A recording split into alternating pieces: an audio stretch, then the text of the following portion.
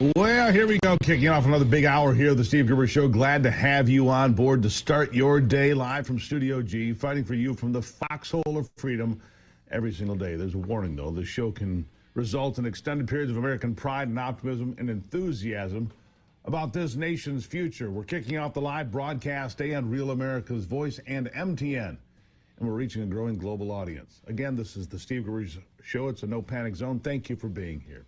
Three big things you need to know this hour. Number one, Democrats still trying to figure out how they can win back men in upcoming elections. And now Governor Whitmer of Michigan taking a shot at the guys. I'm going to need some feedback from you. Number two, did Elon get a black eye from getting mouthy with Scott Bessent? There's a rumor flying around that they had a disagreement that turned physical. And number three, what we're witnessing in Los Angeles isn't just a riot. It's a full-blown assault on the soul of America, and it's got the Democrat Party's fingerprints all over it. Throwing rocks, that's part of what you're seeing. Protesters who have blocked law enforcement under highway overpasses, throwing rocks, concrete, and fire onto the vehicles. It is completely unhinged. The city of Angels looks far from angelic. It's burning. Businesses are being looted. Streets are choked with chaos, and what do we hear from the left? They're pointing the finger at Donald J. Trump, as if he's the one tossing Molotov cocktails for enforcing the law. Here is the L.A. County Supervisor. Listen to this. Well, we do know that the public has a right to protest, but I think all of us are calling on the protesters to protest peacefully and nonviolently. I served in Congress with John Lewis, who was the quintessential nonviolent protester. I grew up in the era of Dr. Martin Luther King. We know that nonviolence is the best message at this time. But having said that, I totally blame the Trump administration for provoking this. The way they have come in indiscriminately, going after hard-working residents of LA County, many of them in the cities that I represent on the County Board of Supervisors, is inhumane. Inhumane. This is the Democrat Party, folks. They'll let their cities and states crumble into ash while blaming the man who's trying to reverse the chaos caused by Joe Biden. It's a disgrace, a betrayal of every law-abiding citizen who just wants peace and law and order. California now suing Trump for deploying the National Guard, if you can believe that. That's how much they hate him. They're mad about Trump helping out the LAPD. While videos of cars burning in the background play, California Rep. Judy Chu says the LAPD, they don't need the National Guard. They don't need help. Here she is. You have outliers that throw things and cause damage. And so, yes, the LAPD came in and they called it an unlawful assembly. I believe that the LAPD has this underhand, and they are very, very experienced in riot control. So this is something that they can handle. We do not have to have the National Guard here. We certainly do not have to have the Marines here. This is a manufactured crisis, and we do not need the Insurrection Act, and that is an understatement. Yeah. Look at all the violence.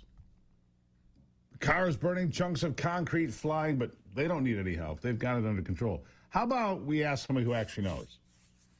How about we ask the Los Angeles Police Department, the LAPD? Let's get it straight from them, shall we? Here it is. We saw the first night was bad. What we've seen subsequent to that is getting increasingly worse and more violent. Tonight we had individuals out there shooting commercial-grade fireworks at our officers. That can kill you. And we have adapted our tactics to be able to have a chance to be able to take these people into custody and to be able to hold them accountable. We are overwhelmed as far as the number of people out there engaged in this type of activity and the type of things that they're doing. They'll take backpacks, and the backpack will have a cinder block in it. They have a hammer, and they'll break up the cinder block and use that, pass it around to throw at officers, to throw at cars, and throw at other people. We've seen people with hammers, and you've broadcasted, breaking the bollards behind the federal building and taking the rocks, if you will, or pieces of concrete, and throwing them at officers. We've had liquid of who knows what description thrown at officers. There's no limit to what they're doing to our officers. So who do you believe? The chief of the LAPD or some political mouthpieces? Let's talk about the hypocrisy that's thicker than smoke over LA. They called January the 6th an insurrection, but this, entire neighborhoods turned into war zones, businesses destroyed, looting going on again last night, cops being overwhelmed, chunks of concrete flying, commercial-grade fireworks going off while foreign flags are being waved. Of course, foreign flags. What would this be without Mexican flags flying everywhere? This isn't an insurrection? Give me a break. On January the 6th, the left screamed for the National Guard to roll in with tanks and tear gas. But now, when LA's descending into madness, sending in the National Guard is somehow incendiary. Why the double standard? Simple. Because it fits their narrative. They don't want order, they want chaos to push their leftist agenda. And frankly, it's disgusting. Let's not ignore the real culprit here, California's sanctuary state insanity. This is the largest sanctuary state in America, folks, where Governor Gavin Newsom, following the playbook of Jefferson Davis himself, has ordered every police department and sheriff's office not to cooperate with federal immigration enforcement. You heard that right. Even if an illegal immigrant commits a heinous crime, murder, rape, whatever, you name it, California's got their back, not yours, theirs. Free welfare, free health care, every state benefit you can imagine, handed out like candy to people who shouldn't even be here in the first place. This is not compassion, this is complicity. Border Czar Tom Homan had this to say about California Governor Gavin Newsom's handling of the situation thus far. Listen. I'd love to get your response to Governor Newsom saying, essentially, that your actions here are provocative, and the quote that he used was sowing chaos. The Governor Newsom's an embarrassment for the state. That, he's the one that's feeding this mantra. He supports sanctuary cities. He supports sanctuary laws. If he cared about public safety in the state of California, he would not have a sanctuary for criminals, where criminals get released to the streets of this state every day because of his policy. True to form, Governor Newsom was as dramatic, melodramatic that is as ever. While he denied any responsibility for what's happening in his own state, none whatsoever. None of this is his fault. Listen. Get your hands off these poor people who are just trying to live their lives, man. Trying to live their lives, paying their taxes, been here 10 years. The fear, the horror. The hell is this guy? Come after me, arrest me. Let's just get it over with. Tough guy. I don't give a damn. But I care about my community. I care about this community. The hell are they doing? These guys need to grow up. They need to stop. And we need to push back. And I'm sorry to be so clear, but that kind of bloviating is exhausting. So, Tom, arrest me. Let's go. If only. Wouldn't you love to see that? Give you something to think about if we take a quick break here. Welcome to it. Remember to follow us on X, Facebook, live on YouTube, and everywhere else. Make sure you take a moment to follow the Steve Gruber Show. We'll be right back.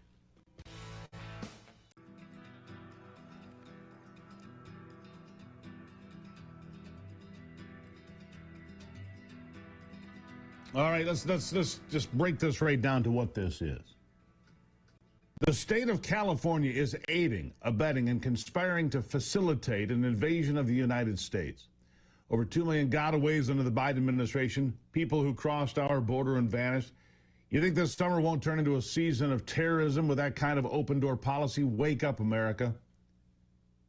We've seen some of these illegals murder our Jewish neighbors already, and that's just one example.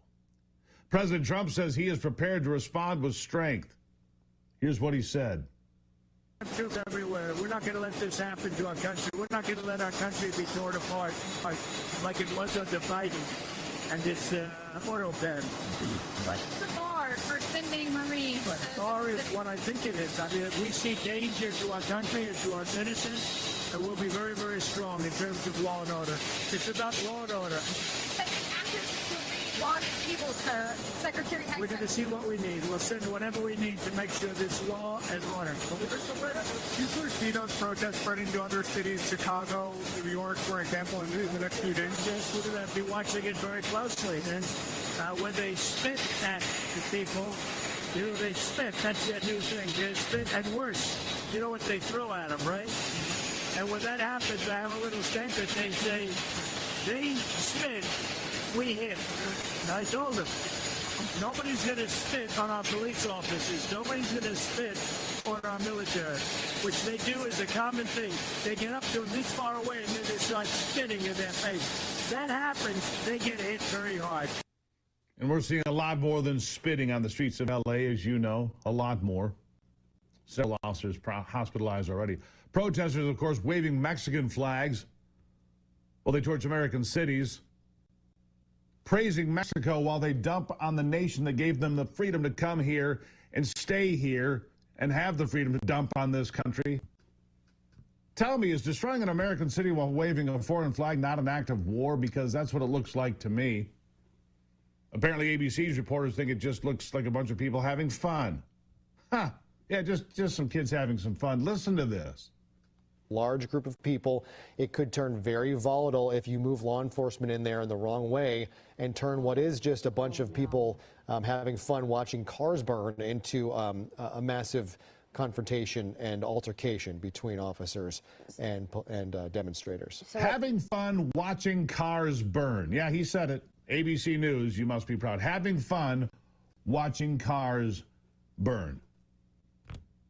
What gets more volatile than a street of cars burning? Well, those folks are out here protesting deportations to Mexico, chanting about how great their home country is. Well, if Mexico is so damn good, why are you here in the first place? Why aren't you packing up and heading back home? Oh, the irony is rich, especially when you consider that Americans can't waltz into Mexico and protest their government without getting locked up or worse. Can you imagine going to Mexico, burning the Mexican flag, waving the American flag, and saying pro-America chants? Yeah, about 10 seconds before the cartels roll right up on you. Yet here we are, letting foreign nationals run wild in our streets, egged on by none other than the Mexican president herself, who's called for Mexicans to protest in the U.S., despite the fact that the reverse is completely and totally illegal in her country. Don't let the media fool you into thinking that these riots are some grassroots uprising. This isn't organic, it's orchestrated. They've got shields, the plywood kind that would take days to make. They're bringing babies to these protests, hoping to force some kind of twisted sympathy from the public. They're putting up blockades under overpasses. They're pallets of cinder blocks waiting to be used on the streets, and it's all being orchestrated by shadow communist NGOs, well-funded, well-organized activists who hate this country. They're the ones pulling the strings here. You don't get this level of coordinated destruction without someone footing the bill. It's being bankrolled. Someone with an agenda to tear down this country. The whole mess proves at least this. Unless we fix mass immigration, illegal immigration, nothing else matters. You can talk about tax cuts and infrastructure or health care all day long, but if we don't secure our borders, we're just rearranging the deck chairs on a sinking Titanic. These riots are a symptom of a deeper disease, a refusal to enforce our laws, a refusal to prioritize Americans over illegals. California's leaders have chosen to side with invaders over citizens, and now L.A. pays the price. Newsom's defiance of federal law isn't just bad policy, it's a page straight out of the Civil War playbook. Jefferson Davis, as I said, would be proud, encouraging a state to thumb its nose at the federal government, sowing division that could spark something far worse than riots. So where do we go from here? We need to end sanctuary state nonsense and start deporting those who break our laws, and we need to send a clear message. America is not your playground. It's not your doormat. You don't get to wave a foreign flag, burn our cities, and demand a free lunch. This is our home. We're going to take it back. Donald Trump knew it, by the way. That's why he was hired. Donald Trump knew it. That's why he was hired, right? No question. Please support the people that support this program that make it possible every day. Here's one that will really help you out. Do you have a well in your yard? Do you have well water? Well, if you do, you're already halfway to a geothermal system. Just add a well connect in as little as 8 hours and start saving big money. You'll cut your heating and cooling costs by up to 90%. Extend the life of your furnace. Cool your home much more efficiently, too. All without major renovation. It's the fastest, most affordable way to bring geothermal home. Learn more at wellconnectgeo.com. It's made in Michigan, so it's an American-made product built for your well. Any place in the northern part of the United States. You put in a WellConnect geothermal system, you will save big money. In fact, if you finance the system, your savings will exceed your payment, and that's how it works so damn well. And by the way, there's some government subsidies out there that could run out by the end of the year. You want to save 30%? You want to find out more about how to heat and cool your home for 90% less? 90%. Thousands of them already out there working for people today. WellConnect Geo, wellconnectgeo.com. You can find out more right now. Look, it's a great system. American-made ingenuity. There it is, folks. wellconnectgeo.com. I'll take a break and be right back.